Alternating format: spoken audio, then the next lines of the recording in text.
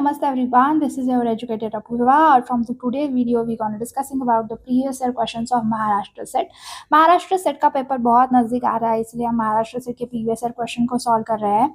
Maharashtra SET के questions paper अगर आप देखें, बहुत सारे क्वेश्चंस रिपीट हो जाते हैं, कंसेप्ट्स भी रिपीट हो जाते हैं. नमस्ते everyone, this is your educator Apurva और आज हम महाराष्ट्र सेट के 2025 के प्रीवियस ईयर क्वेश्चन को सॉल्व करने वाले हैं. This particular question is related to the molecular biology in which the topic is DNA replication. Question में पूछा है DNA is in a supercoiled state and can be relaxed by the enzymatic process. Which enzyme catalyze the relaxation of supercoiled DNA? So question में simply हमने ये पूछा है कि जब डीएनए रेप्लिकेट करता है तब वो सुपरकॉइल्ड स्टेट में चला जाता है और एंजाइमेटिक एक्शन से वो सुपरकॉइल्ड स्टेट कन्वर्ट हो जाता है रिलैक्स स्टेट में. सो ऐसा कौन सा एंजाइम है जो रिलैक्स करता है सुपरकॉइल्ड डीएनए को? ऑप्शन में दिया है DNA helicase, type 1 topoisomerase, DNA ligase और type 2 topoisomerase. So just pause the video, think about the question and just keep the answer in your mind. So answer अपने दिमाग में रखिए और फिर आगे का वीडियो जो है आप देखिए ताकि आपका आंसर और इस क्वेश्चन का आंसर जो है वो सही है या नहीं है आपको पता चल जाएगा. तो चलिए आगे बढ़ते हैं. अगर इस क्वेश्चन के आंसर के बारे में देखिए तो क्वेश्चन का आंसर है टोपो आइसोमरेज 1. सो वाई टोपो आइसोमरेज 1? सो टोपो आइसोमरेज एक ऐसा एंजाइम है जो रिस्पॉन्सिबल होता है सुपरकॉइल्ड स्टेट ऑफ डीएनए को रिलैक्स स्टेट में लाने के लिए. आइसोमरेज जो होता है वो क्या करता है, transient single standard break generate करता है. सो जो भी डबल स्टैंडर्ड डीएनए हमारे पास है जो सुपरकॉइल्ड हो चुका है उसमें सिंगल स्टैंड में ब्रेक लाएगा और allowing the control rotation of DNA strand by relieving the supercoil without the need of ATP. So most important thing about topoisomerase 1 ये है कि टोपोआइसोमरेज 1 को कोई भी एनर्जी की ज़रूरत नहीं होती. They doesn't need an ATP for removing the supercoiled DNA into the relax state. So this result in relaxation of the supercoiled DNA.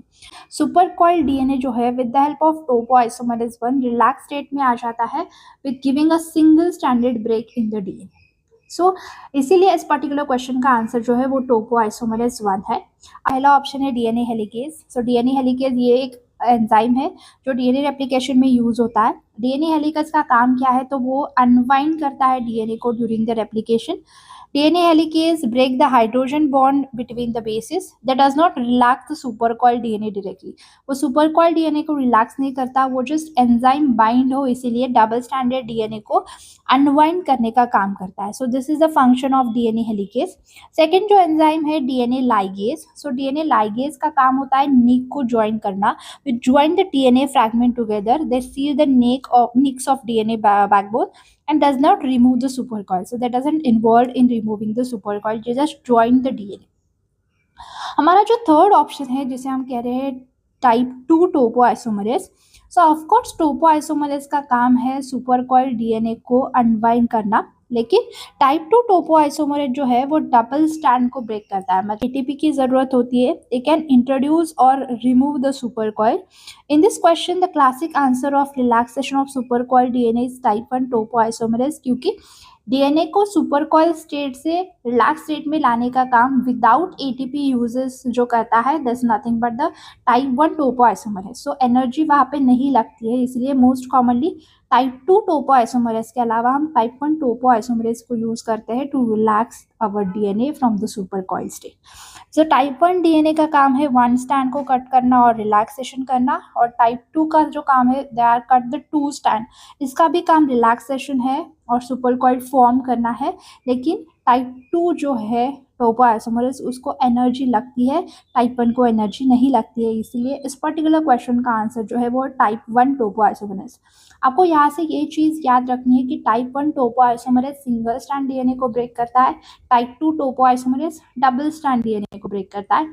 Type 1 topoisomerase को एनर्जी की ज़रूरत नहीं लगती है और टाइप 2 टोपोआइसोमरेज को एनर्जी की ज़रूरत लगती है. So just think we have to remember, क्योंकि इससे भी क्वेश्चन आ सकता है अगली बार कि कौन सा एंजाइम है जिसे एटीपी की ज़रूरत लगती है, टाइप 1 या टाइप 2. सो इसलिए टाइप 2 टोपोआइसोमरेज को एटीपी की ज़रूरत लगती है during the removing the supercoiled DNA. I hope you got this question. If you have any query regarding this question, then you can ask me in the comment box. If you like my video, then don't forget to subscribe my channel. Thank you so much for watching this video, guys. All the best and keep learning. Bye bye.